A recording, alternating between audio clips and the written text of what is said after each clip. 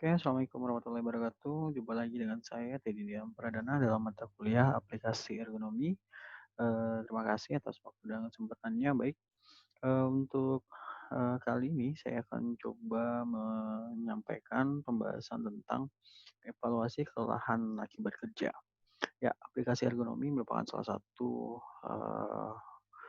pembahasan di dalam peminatan keselamatan dan kesehatan kerja, di mana salah satu yang kita evaluasi dalam terkait dengan kesehatan dan keselamatan kerja adalah aspek kelelahan akibat kerja. Nah, kelelahan akibat kerja sendiri merupakan suatu keadaan yang dialami oleh tenaga kerja yang dapat mengakibatkan penurunan vitalitas dan produktivitas kerja.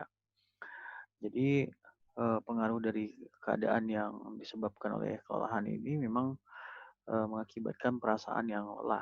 Perasaan lelah demikian yang terlalu tinggi mengakibatkan seseorang tidak mampu lagi bekerja sehingga bisa mengakibatkan seorang tersebut berhenti melakukan pekerjaannya, sebagaimana halnya dengan kelelahan fisiologis atau secara fisik yang mengakibatkan tenaga kerja yang bekerja secara fisik menghentikan kegiatannya karena sudah merasa lelah, bahkan yang bersangkutan sampai bisa saja mengalami tertidur ya akibat kelelahan yang berlebihan. Nah, jadi menurut Semakmur ini juga mengatakan bahwa keadaan yang disertai penurunan efisiensi dan ketahanan dalam bekerja ini juga dapat disebabkan oleh kelelahan yang sumber utamanya ada pada mata, kemudian kelelahan fisik secara umum, kelelahan saraf, kelelahan oleh lingkungan yang monoton, dan kelelahan lingkungan kronis yang terus-menerus sebagai faktor yang secara menetap dialami oleh seseorang. Nah, dari pengertian tadi dapat disimpulkan bahwa kelelahan adalah suatu mekanisme perlindungan tubuh ya agar terhindar dari kerusakan yang lebih lanjut sehingga terjadi pemulihan setelah dilakukan istirahat. Kelelahan diatur secara sentral oleh otak kita pada susunan saraf pusat yang terdapat di dalam sistem aktivasi yang bersifat simpatis dan inhibisi yang bersifat parasimpatis. Nah, karena kelelahan ini diatur oleh otak, ya, jadi perasaan kelelahan secara subjektif itu dapat juga dinilai sebagai kelelahan yang dirasakan akibat melakukan pekerjaan. Ya, eh, kelelahan ini juga dapat diklasifikasikan ya. Jadi kelelahan menunjukkan kondisi yang berbeda-beda pada setiap individu. Jadi tidak bisa eh, kita sama ratakan ya, terkait dengan eh, apa gejala ataupun tanda-tanda terkait dengan kelelahan ini. Nah, tapi semuanya bersumber pada tiga hal ya. Jadi walaupun berbeda-beda pada kondisi pada setiap individunya, tapi semuanya bermuara atau merujuk pada yang pertama kehilangan efisiensi, yang kedua terjadinya penurunan kapasitas kerja, dan yang terakhir adalah menurunnya ketahanan tubuh kita. Nah, pada umumnya seseorang tenaga kerja akan merasa lebih lelah apabila dia bekerja selama 6 sampai 8 jam per harinya. Nah, berdasarkan klasifikasi ini, eh, kelelahan kerja dapat diklasifikasikan menjadi dua jenis, yaitu kelelahan otot dan kelelahan secara umum. Nah, yang pertama, kelelahan otot adalah merupakan tremor pada otot atau perasaan nyeri pada otot. Sedangkan kelelahan secara umum biasanya ditandai dengan berkurangnya kemauan seseorang untuk bekerja diakibatkan karena monotoni, intensitas, dan lamanya kerja secara fisik, keadaan lingkungan yang tidak mendukung, sebab-sebab mental yang terlalu menekan, dan status kesehatan serta keadaan gizi seseorang. Nah, ini adalah klasifikasi dari kelelahan kerja. Nah, selanjutnya, kelelahan secara subjektif. Apa itu kelelahan secara subjektif? Nah, ini adalah secara umum gejala kelelahan dapat dimulai dari orang yang terjadi sangat ringan sampai perasaan yang sangat melelahkan. Kelelahan subjektif biasanya pada akhir jam kerja.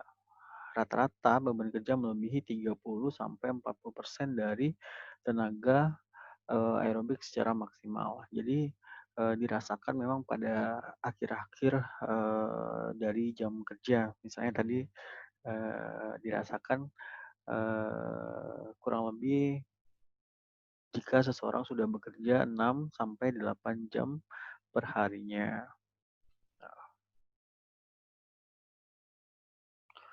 Oke, ya, selanjutnya adalah bagaimana kelelahan otot. Nah, ada dua teori tentang kelelahan otot, yaitu secara kimia maupun secara teori syaraf terjadinya kelelahan secara otot. Nah, secara otot, kelelahan otot secara kimia secara umum menjelaskan bahwa terjadinya kelelahan akibat berkurangnya energi dan meningkatnya sisa metabolisme sebagai penyebab hilangnya efisiensi otot. Sedangkan penurunan arus listrik pada otot dan saraf adalah penyebab dari sekundernya. Nah, kalau dilihat dari prosesnya ini memang kelelahan secara kimia ini terjadi karena energi sudah mengalami penurunan dan sisa metabolisme dari hilangnya efisiensi otot ini juga akan semakin meningkat. Nah, kalau menurut Budiono tahun 2003 ada dua proses terjadinya kelelahan kerja pada otot kita. Yang pertama adalah proses yang terjadi di dalam otot. Nah, yang pertama ini fenomena berkurangnya kinerja otot setelah terjadinya tekanan melalui fisik. Untuk suatu waktu disebut kelelahan otot secara fisiologis. Jadi otot mengalami tekanan yang terjadi secara fisik untuk suatu waktu tertentu. Dan gejala yang ditunjukkan tidak hanya berupa berkurangnya tekanan fisik, tapi juga makin rendahnya gerakan atau semakin lambatnya gerakan kita. Nah, kalau kelelahan secara umum atau general fatigue, gejala utama kelelahan otot secara umum adalah perasaan letih yang luar biasa. Jadi lebih kepada perasaan atau keluhan secara subjektif. Nah, semua aktivitas menjadi terganggu dan terhambat karena munculnya gejala kelelahan tersebut. Tidak adanya gairah untuk bekerja, baik secara fisik maupun psikis, segalanya terasa berat dan merasa ngantuk. Ya, sedangkan pada teori syaraf pusat menjelaskan bahwa perubahan kimia hanya merupakan penunjang prosesnya saja. Nah, jadi kalau yang tadi disebabkan oleh karena berkurangnya cadangan energi dan meningkatnya sisa metabolisme, berkurangnya perubahan arus listrik pada otot dan saraf. Kalau untuk teori saraf pusat ini adalah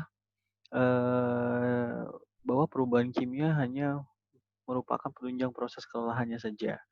Ya, tapi secara umum tadi ya ada dua proses terjadinya kelelahan pada otot, yaitu proses yang terjadi di dalam otot, yaitu proses dalam otot atau muscular fatigue, dan kelelahan secara umum atau general fatigue. Oke, selanjutnya faktor penyebab terjadinya kelelahan akibat kerja. Nah, menurut Grangen tahun 91 bahwa faktor penyebab terjadinya kelelahan di industri sangat bervariasi, dan untuk memelihara dan mempertahankan kesehatan dan efisiensi, proses penyegaran harus dilakukan di luar tekanan atau cancel out the stress. Nah, penyegaran terjadi terutama selama waktu tidur malam, kemudian tetapi periode istirahat dan waktu-waktu berhenti kerja juga dapat dilakukan penyegaran. Jadi tidak hanya istirahat pada malam hari saja, tapi juga memang ada jeda waktu periode istirahat atau time break untuk memberikan penyegaran pada pekerja. Nah, waktu terjadinya kelelahan ini memang uh, bisa saja bervariasi ya. Nah, kalau dilihat tadi memang antara 6 sampai 8 jam adalah waktu yang paling umum dirasakan ataupun paling umum terjadi kelelahan pada pekerja. Ya, secara umum memang ada beberapa faktor penyebab eh, terjadinya kelelahan kerja ini. Yang pertama intensitas dan lamanya kerja fisik dan mental. Jadi semakin intens dan semakin lama orang mengalami kerja fisik dan mental, semakin tinggi tingkat kelelahan kerjanya. Kemudian problem fisik, tanggung jawab, dan kekhawatiran konflik itu juga dapat mengakibatkan kelelahan yang tinggi karena mengalami tekanan secara mental. Selanjutnya, faktor lingkungan, yaitu iklim, penerangan, kebisingan, getaran, dan lain seterusnya, atau lingkungan fisiologis itu juga mempengaruhi. Selanjutnya adalah kenyerian dan kondisi kesehatan dari pekerja. Ini biasanya bawaan dari pekerja, bagaimana kondisi status gizi dan kesehatannya juga dapat mengakibatkan tingginya tingkat kelelahan. Selanjutnya circadian rhythm atau sistem jam biologis pada tubuh kita yang mengatur bahwa kerja pada malam hari memang lebih memberikan tekanan yang lebih tinggi karena memang eh, berdasarkan jam biologi tubuh kita, malam hari adalah waktu yang untuk istirahat, digunakan untuk istirahat, tapi jika digunakan untuk bekerja memang eh, tekanan dan kalau tingkat kelelahannya juga akan semakin tinggi. Nah, selanjutnya penyebab yang keenam adalah nutrisi, asupan. Ya, kalau tadi saya bicara tentang penyebab dari terjadinya kelelahan otot memang karena orang mengalami kekurangan cadangan energi, maka asupan nutrisi untuk mencukupi kebutuhan energi sangat dibutuhkan untuk memaksimalkan atau untuk mengurangi tingkat kelelahan akibat kerja. Nah, kalau terkait dengan penyembuhan atau penyegaran, memang tadi disampaikan bahwa selama tidak hanya pada tidur malam saja, tapi juga periode istirahat dan waktu-waktu berhenti kerja itu harusnya dimaksimalkan untuk recovery atau untuk mengembalikan kebugaran atau menurunkan tingkat kelelahan yang terjadi pada saat seseorang selesai melakukan pekerjaannya. Ya, ini adalah faktor-faktor penyebab kelelahan kerja. Oke, teori kombinasi pengaruh penyebab kelelahan kerja. Nah, kelelahan yang disebabkan oleh karena kerja statis berbeda dengan kerja yang dinamis. Nah, pada kerja otot statis dengan pengerahan tenaga 50% dari kekuatan maksimum ototnya hanya dapat bekerja selama 1 menit saja. Sedangkan pada pengerahan tenaga kurang dari 20% kerja fisik dapat berlangsung cukup lama.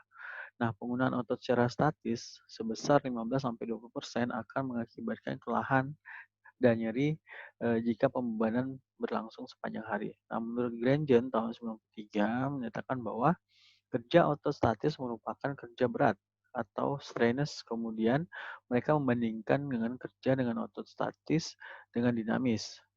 Ya, pada kondisi yang hampir sama, pekerjaan yang dengan otot statis mempunyai konsumsi energi yang lebih tinggi. Denyut nadi meningkat dan diperlukan waktu istirahat yang lebih lama dibandingkan dengan yang bekerja dengan otot dinamis. Nah, itu teori kombinasi pengaruh penyebab kelelahan kerja yang ada. Jadi memang berbeda antara eh, pekerjaan secara statis dan pekerjaan secara dinamis.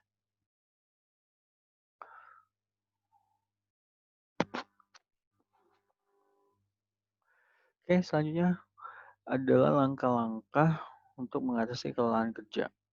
Nah, penyebab kelelahan kerja ini macam-macam ya. Ada aktivitas fisik, aktivitas kerja mental, sistem kerja tidak ergonomis, sikap paksa dari pekerjaan atau memaksakan kondisi tubuh kita pada posisi tertentu, kemudian kerjanya statis, kerja bersifat monoton, kemudian lingkungan kerja yang ekstrim, psikologi kerja tidak mendukung, kebutuhan ataupun pemenuhan kalori yang kurang, dan waktu istirahat yang tidak tepat itu juga menjadi penyebab utama dari kelelahan kerja. Nah, kalau dari faktor eh,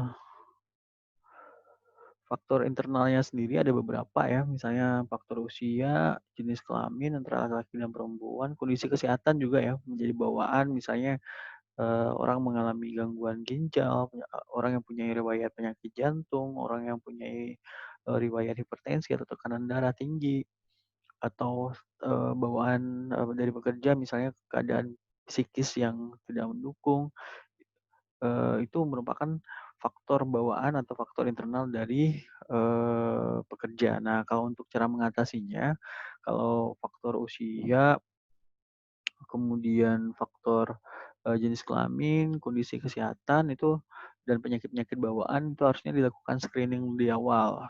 Misalnya ada pekerjaan yang tidak cocok dilakukan oleh wanita, ya jangan diberikan kepada mereka yang jenis kelaminnya wanita, hanya untuk yang pria saja. Nah, kalau faktor usia juga harusnya di-screening secara administrasi pada saat penerimaan karyawan, faktor usia, jangan kita mengambil risiko mempekerjakan pekerja yang usianya sudah tidak produktif, karena memang faktor kelelahan erat kaitannya juga dengan faktor usia.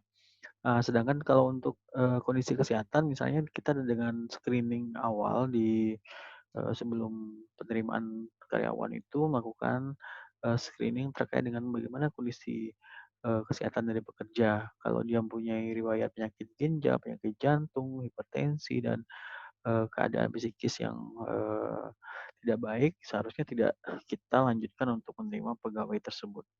Nah, kalau terkait dengan penyebab kelelahan yang lain seperti aktivitas kerja fisik dan lain seterusnya, cara mengatasinya memang dengan menggunakan 10 upaya ini, yaitu sesuai dengan kapasitas kerja fisik, sesuai dengan kapasitas kerja mental, redesain sistem kerja yang ergonomi, melakukan sikap kerja yang alamiah, kemudian kerja lebih dinamis, kerja lebih bervariasi, redesain lingkungan kerja yang lebih nyaman, reorganisasi kerja agar terjadi penyegaran di lingkungan struktur kerja, kemudian kebutuhan kalori yang seimbang, dan istirahat setiap 2 jam kerja dengan sedikit kudapan untuk memberikan recovery yang tepat. Nah, selanjutnya penyebab kelelahan kerja ini risikonya memang motivasi kerja menurun, performa rendah, kualitas kerja rendah, banyak terjadi kesalahan-kesalahan, kemudian stres, penyakit akibat kerja akan timbul, cedera-cedera, dan kecelakaan akibat kerja ini bisa saja terjadi karena kelelahan kerja yang ada. Nah, risiko yang dilakukan ini seharusnya dilakukan dengan manajemen pengendalian. Ya, jelas tindakan preventif melalui pendekatan inovatif dan partisipasi itu sangat penting ya. Jadi melibatkan pekerja sebagai objek dari penanganan ataupun upaya mengatasi kelelahan ini. Kemudian tindakan kuratifnya juga harus dipikirkan, bagaimana pengobatan dan lain sebagainya. Kemudian tindakan rehabilitatifnya juga harus ada untuk memulihkan kembali. Serta supaya memberikan rasa tenang harusnya memang ada jaminan di masa tua. Nah, ini adalah langkah-langkah untuk mengatasi serta penyebab dan risiko dari kelelahan kerja yang ada.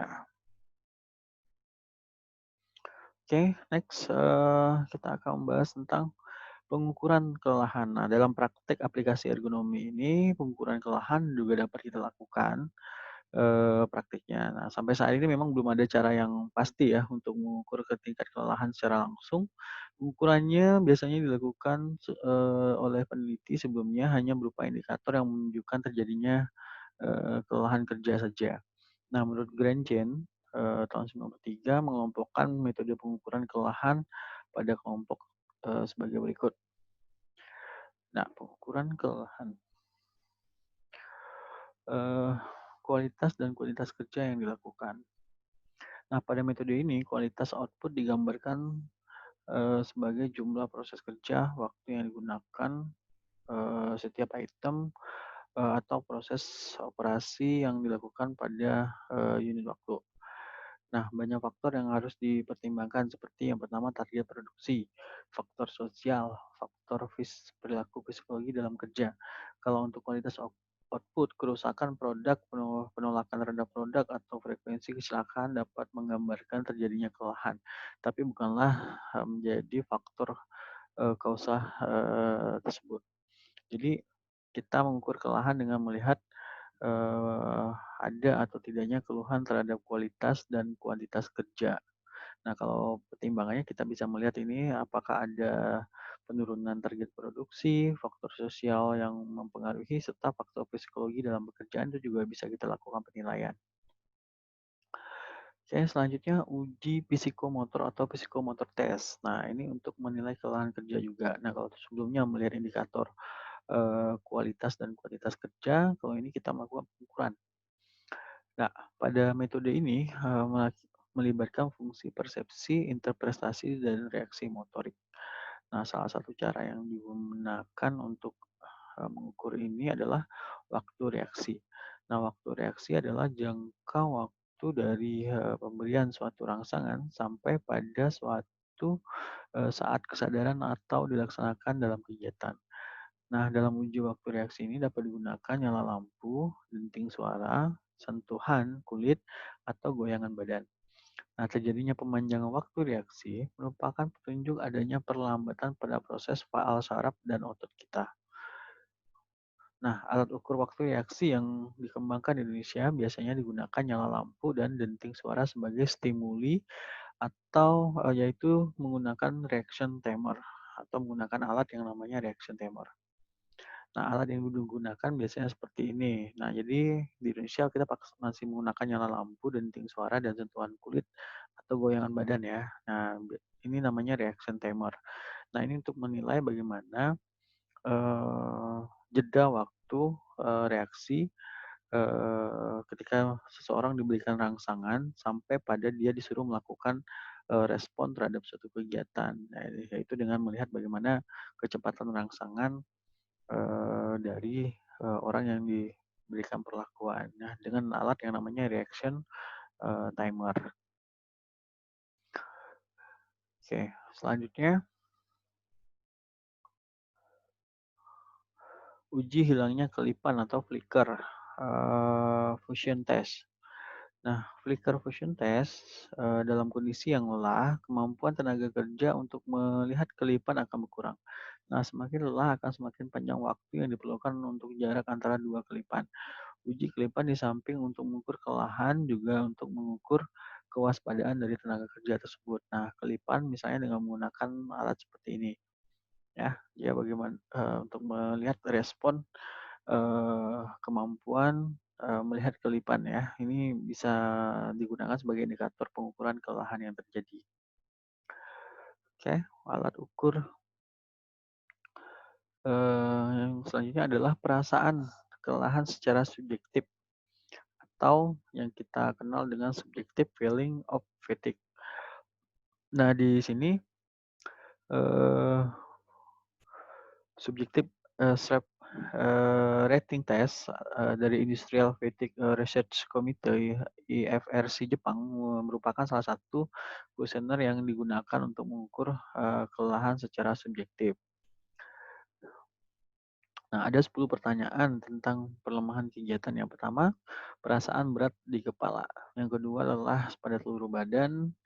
Selanjutnya, berat di kaki. Yang keempat, menguap. Kelima, pikiran kacau. 6, mengantuk. 7, beban pada mata. 8, gerakan canggung dan kaku. 9, berdiri tidak stabil.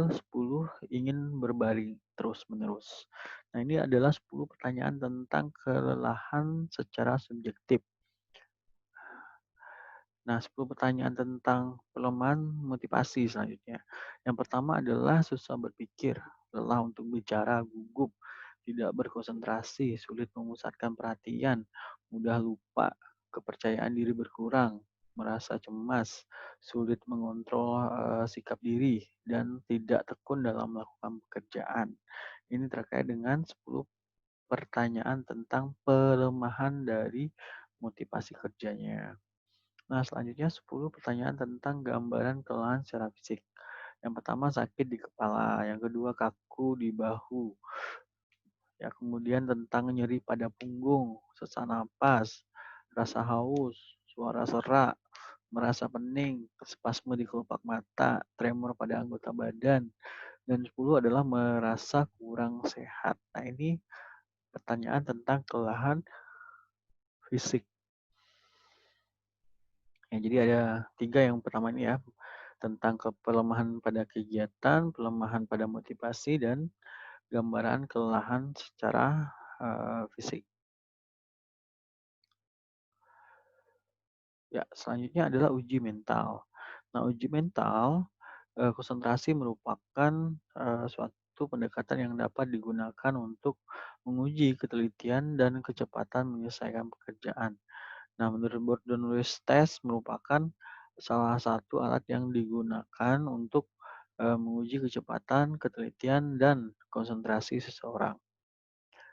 Nah, hasil tes akan menunjukkan bahwa semakin lelah seseorang, maka semakin tingkat kecepatan, tingkat ketelitian, dan konsentrasi juga akan semakin rendah atau sebaliknya. Nah, namun demikian, Gordon-Lewis tes lebih tepat untuk mengukur kelelahan akibat aktivitas suatu pekerjaan yang bersifat mental. Nah, ini uji secara mental dengan menggunakan Gordon-Wismar test. Ya, selanjutnya upaya untuk mengurangi tingkat kelelahan kerja. Ya, untuk mengurangi tingkat kelelahan kerja, maka harus dihindarkan sikap kerja yang statis dan diupayakan sikap kerja yang lebih dinamis. Nah, hal ini dapat dilakukan dengan merubah sikap pekerja yang statis tadi menjadi sikap yang lebih bervariasi atau dinamis, sehingga sirkulasi darah dan oksigen dapat berjalan normal ke seluruh tubuh. Nah, sedangkan untuk menilai tingkat kelelahan seseorang, dapat dilakukan pengukuran kelelahan secara tidak langsung, baik itu subjektif maupun objektif. Nah, direkomendasikan agar penggunaan energi tidak melebihi 50% dari tenaga aerobik maksimum untuk, kerja selama 1 jam. 40% untuk kerja 2 jam, dan 33% untuk kerja 8 jam terus-menerus. Nah, nilai tersebut didesain untuk mencegah kelelahan yang dipercaya dapat meningkatkan risiko cedera pada otot skeletal pada manusia.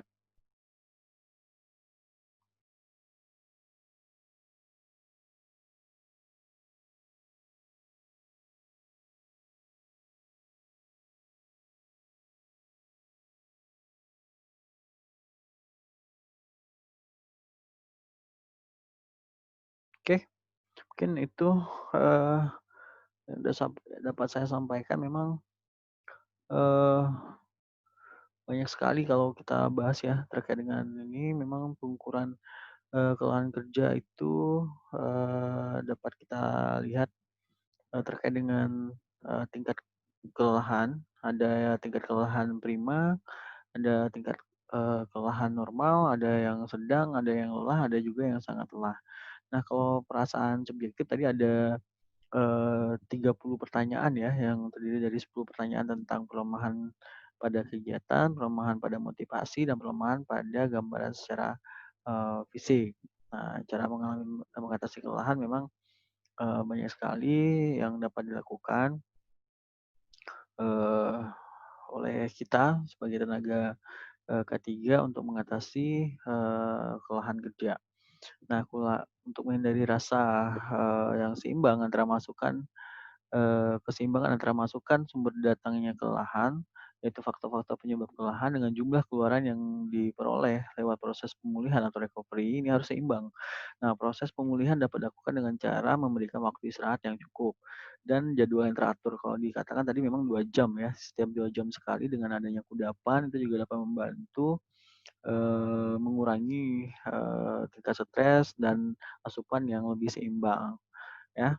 Kemudian kelelahan juga dapat dikurangi dengan cara memperbaiki lingkungan fisik di tempat kerja. Misalnya dengan mengurangi intensitas paparan dengan sumber-sumber kelelahan seperti bisingan, pencahayaan, getaran, dan lain seterusnya. Ya, memperbaiki juga sarana-sarana stasiun kerja yang lebih ergonomis ya, misalnya pengadaan tempat duduk, meja, bangku-bangku yang ergonomis, terus juga dapat sangat membantu sekali. Nah, latihan fisik juga diperlukan ya, seperti pemanasan, kemudian, peregangan ya, ketika, sebelum dan setelah melakukan pekerjaan itu juga dapat, membantu sekali, untuk agar tidak mengalami, kelelahan yang secara berlebihan. Nah, kalau asupan-asupan seperti, apa namanya, asupan-asupan yang dapat digunakan untuk mengurangi tingkat kelelahan, banyak sekali ya, misalnya buah nanas itu juga baik untuk mengurangi, tingkat kelelahan karena memang memiliki kandungan-kandungan yang sangat, baik ya. Untuk 100 gram, buah nanas memang kandungannya sangat baik karena mengandung air, energi, karbohidrat, gula, diet serat, lemak, protein, tiamin, riboflavin, niacin, asam, pantotenat, vitamin B6, folat, vitamin C, kalsium, besi, magnesium, fosfor, kalium, dan mineral itu sangat dianjurkan untuk, digunakan untuk pemulihan, terkait dengan kelelahan kerja ini. Nah, ya itu yang dapat saya sampaikan terkait dengan, evaluasi terkait dengan kelelahan akibat kerja ini.